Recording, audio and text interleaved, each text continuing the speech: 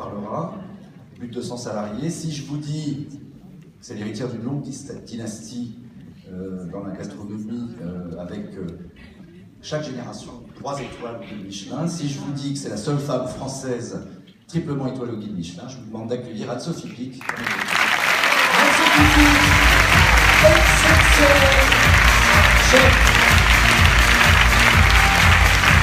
Anne-Sophie, bienvenue. Merci d'être avec nous et bravo.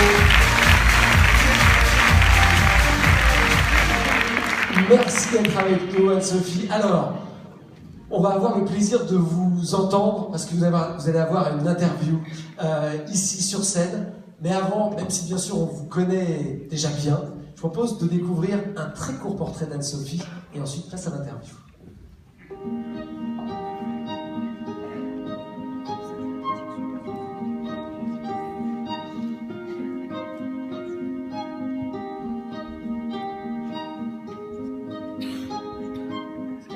Ce que j'ai toujours en tête, c'est le goût, parce que finalement, on peut parler de technique, on peut parler de qualité de produit, de beaucoup de choses, mais on revient toujours à la même chose, c'est-à-dire le goût, et le goût donne de l'émotion. Je dis beaucoup, sentez ce que vous faites, ça sent bon, et voilà, les sucres sont là, il y a vraiment des choses à respecter. Après, ma vision de la cuisine telle qu'elle est aujourd'hui, c'est, quelque part, ça a été plusieurs étapes. Dernièrement, les principales étapes, ça a été de réinventer en toute modestie, retravailler des sauces à la française, parce que les sauces, c'est le lion du plat. Ce qui est important aussi aujourd'hui, c'est de ne pas perdre les valeurs de la gastronomie française, parce qu'elles sont essentielles, elles existent. On n'a pas à les juger, on peut les transformer, mais c'est ce qui fait aussi notre force dans le monde, notre positionnement aussi, et ça c'est formidable. En habitant au sud de la cuisine, forcément j'ai senti toutes ces odeurs, je traversais la cuisine, voilà, mon père sentait la cuisine toute la journée, enfin, il y a eu toute cette découverte olfactive qui m'a beaucoup marqué. J'étais dans cet univers-là. Pour moi, la bonne cuisine a une odeur. C'est aussi pour ça qu'on a travaillé aussi avec les designers pour avoir des assiettes en piédestal, pour remonter les saveurs, tout ça est très lié. Quand on rentre dans un restaurant, comment passer à une étape de transition vers la cuisine. Et je me disais finalement, respirer un parfum, c'est déjà se mettre en condition. Sans connaître la cuisine, c'est déjà comprendre ce vers quoi on voulait aller en termes gustatifs. Ce pont entre la gastronomie et l'univers des nez, des parfumeurs, c'est quelque chose d'assez magique. C'est vrai qu'aujourd'hui, il y a plus de femmes en cuisine.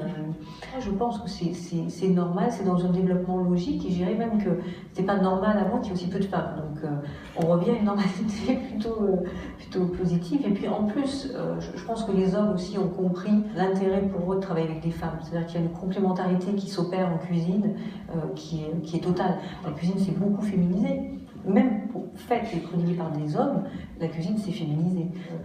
Voilà, les mises en place sont plus fines, on travaille plus les légumes, on travaille plus au quotidien sur des petites choses. Enfin, voilà, il y a aujourd'hui, c'est moins un travail de force, je pense, que ça a pu le paraître par le passé. Après, il y a d'autres femmes qui ont ouvert aussi la voie. Moi, je suis heureuse aujourd'hui de représenter un symbole pour les femmes, mais moi-même, j'avais l'image d'une femme extraordinaire qui Nadia Santini. Je pense que c'est important d'avoir des images, des gens qui guident et qui permettent de se dire on peut aller jusqu'où elles sont allées parce qu'elles ont réussi, pourquoi pas nous. Donc je trouve que c'est une responsabilité, mais c'est très émouvant de porter ça.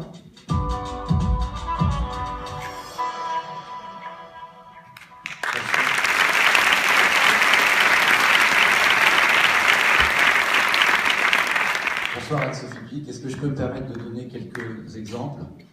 La carotte et la fleur de jasmin, fil gelé et mousseux à la carotte, yaourt brassé à la fleur de jasmin et Voatsi périphérique. Je ne sais pas ce que c'est. C'est un poivre sauvage de Madagascar. La betterave plurielle, texture fondante et crémeuse de betterave et chioggia, au café bourbon pointu acidulé, d'épines vinettes. Vinette, c'est une petite baie qu'on trouve plus trop en France, mais qu'on trouve en Iran, qui est une petite baie acidulée qui était souvent servie, mon père l'utilisait beaucoup avec les gibiers, et qui apporte une acidité au plat intéressante. Et j'en donne encore un ou deux pour le plaisir. Les berlingots coulant au crémeux de chèvre de Banon, légèrement fumés, consommés au cresson, infusés au gingembre et à la bergamote. Et, moi c'est ma préférée, j'ai jamais encore goûté. La Saint-Jacques de Normandie, noix de coco, jus de cuisson naturel au rhum vieux agricole, truffes blanches d'Alba. Je crois qu'on peut vous applaudir. Vous trouverez tout ça, bien sûr, en allant à Valence. C'est la bonne heure pour distiller les plats. En fait, voilà.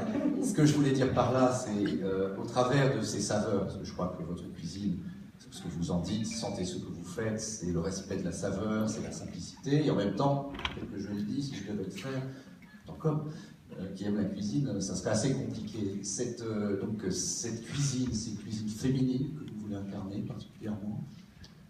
Oui, je revendique le côté féminin parce que je pense que dans le travail qu'on fait, et notamment dans un domaine artistique comme la cuisine, on met ses émotions, on véhicule ce qu'on est, et voilà, et la part féminine de mon travail est très importante. Après, je ne dis pas que c'est lié forcément au genre, parce que je pense qu'il y a des hommes qui font aussi une cuisine féminine, comme il y a des femmes qui font une cuisine plus masculine, mais pour autant, c'est vrai que je revendique dans ma cuisine ce côté féminin et très intuitif finalement. Dites dans le film qu'on a vu, vous êtes un symbole pour de nombreuses femmes, notamment de nombreuses femmes qui veulent faire votre métier. On voit que la cuisine est très à la mode en ce moment. Il y a beaucoup d'émissions de télévision, Top Chef et autres qui, finalement, c'est pour, je ne fais pas publicité, il y en a plein d'autres, mais qui montrent que voilà, c'est une forme d'ascension sociale aussi, d'entrepreneuriat, et que la cuisine aujourd'hui est devenue un métier aussi accessible aux femmes, alors que c'était, vous le dites, un métier dur, plutôt un métier d'homme. Je pense que la cuisine, c'est plus que ça, en fait. C'est culturellement une part de notre héritage. C'est un moment de convivialité. Moi, je dis le dernier bastion qu'il faut justement continuer de tenir, c'est celui de la convivialité des repas qu'on peut avoir en famille. C'est quelque chose de très particulier. Alors après, c'est vrai... la possibilité pour les femmes de rentrer en cuisine aujourd'hui est plus importante qu'il n'a été par le passé, parce que ça a été un monde très masculin, et pourtant, la cuisine n'est pas si éloignée de ça. Quand je parle d'intuition, je parle beaucoup de mère nourricière aussi, parce que pour moi, tout ça est très lié. Il y a chez les femmes une fibre qui fait qu'on cuisine pour les autres, parce qu'il y a aussi cette volonté de donner. On cuisine jamais pour soi tout seul, on cuisine toujours pour les autres. Donc ça fait partie des valeurs que les femmes défendent, je pense sincèrement. Je le disais, vous êtes aussi un groupe, le groupe PIC, 4, 5 restaurants, peut-être même un peu plus, je ne vais pas tous compter, un hôtel 5 étoiles à Valence, vous êtes présente à Lausanne, à l'hôtel Beau Rivage, vous avez ouvert une école de cuisine qui s'appelle Scook, vous avez plus de 200 salariés, plein de projets, on va en parler en 2015. Quel entrepreneur Alors, je trouve que c'est merveilleux de rencontrer et de voir toutes ces femmes merveilleuses que vous êtes récompensées ce soir. Je pense que c'est important aussi de dire que derrière chaque femme, il y a aussi peut-être un homme. Et en l'occurrence, il y a quand même mon mari à qui je veux rendre hommage, parce que je pense qu'il a une part très importante dans le développement de la maison. C'est vrai que l'audace en cuisine, c'est peut-être moi qui l'exerce, mais lui, il exerce cette audace entrepreneuriale, et elle est très importante pour le groupe PIC tel qu'il s'est développé aujourd'hui. Voilà, donc c'est important pour moi de parler de lui. Dites-nous un mot de l'école de cuisine dessus. Bien sûr. David, parlez-nous un petit peu de l'école de cuisine, ça vous voulez vous adresser aux plus jeunes? Alors l'école de cuisine, ça a été une merveilleuse aventure, ça l'est toujours d'ailleurs, et c'est arrivé un peu avant la 3e étoile, parce que je commençais en cuisine à avoir avoir la volonté de transmettre des choses, et puis je me suis aperçue très vite que finalement la cuisine, ça a été partie prenante de ma vie, de mon enfance, de mon adolescence, mais que pour certains, ça avait une connotation tellement magique, tellement merveilleuse, que c'était aussi une façon de donner du bonheur aux gens, donc de savoir cuisiner, toujours dans cet esprit de transmission. Vous faites des livres, est-ce que vous vous servez du numérique? Oui, bien sûr, bien sûr. C'est vrai que les livres, ça a été aussi quelque chose d'important pour moi, dans cette aussi vision de se dire on est chef 3 étoiles, mais on essaye de donner une accessibilité aux recettes, parce que souvent on disait les chefs ne donnent pas forcément toutes leurs recettes, ou pas complètement, et j'étais contre cette idée un peu reçue, comme quoi il fallait cacher les choses. Au contraire, il faut donner le maximum de choses, c'est toujours dans l'esprit de sincérité.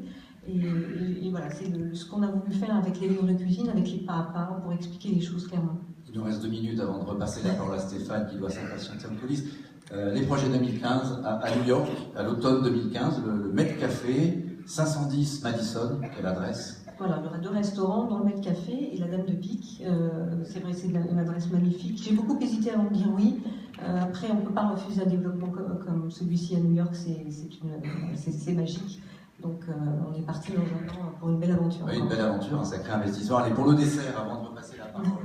Pour le dessert, alors le millefeuille blanc, crème légère à la vanille de Tahiti, fil gelé au jasmin et moustillon au poivre, le même que tout à l'heure.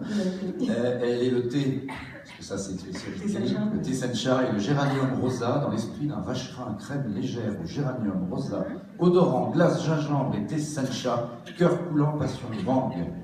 Merci Anne-Sophie Pic. Merci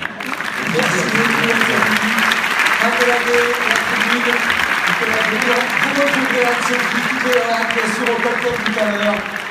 Le dîner également, ce sera des jeux de rencontres, je l'avais dit ce soir, vraiment. Vous allez faire des rencontres assez